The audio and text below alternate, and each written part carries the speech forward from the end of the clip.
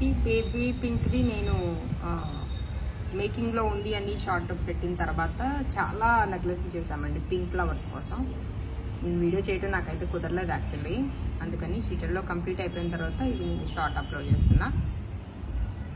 ఒక 4-5 పీసెస్ అయితే మేకింగ్ చేశామండి. ఇవన్నీ ఏంటంటే ప్రాసెస్ ఎక్కువ టైం పడుతుంది, అంటే మినిమం తక్కువ 15 days టైం పడుతుంది మన దగ్గర మేకింగ్కి.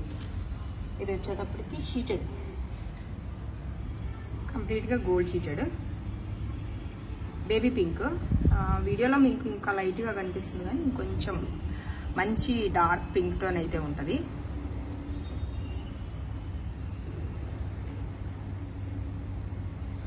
షీటెడ్ నక్షత్ర కలెక్షన్స్ అనేది లోగో అనేది ఖచ్చితంగా ఉంటుంది. వర్క్ మాత్రం మీకు ఇంకా same as it is gold లానే ఉంటుంది.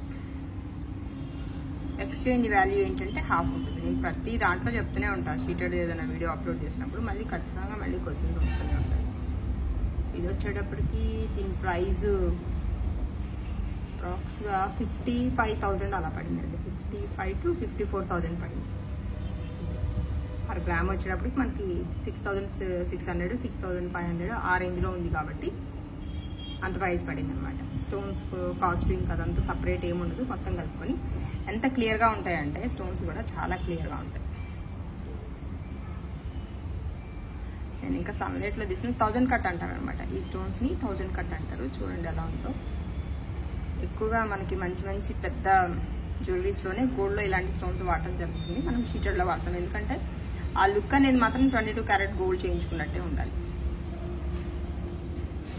బేబీ పింక్ మనం దీంట్లో కలర్ కాంబినేషన్స్ వేసుకోవచ్చు, లేదంటే చిన్న చిన్న ఏదైనా మార్పులు చేతులు ఉంటే చేసుకోవచ్చు.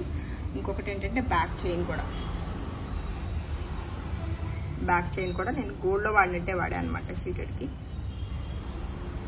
ఇవన్నీ ఏంటంటే కొంచెం న్యూ ప్యాటర్న్స్, మనం కొత్తగా చేస్తున్నవి. షీటెడ్లో చూస్తే అర్థమవుతుంది.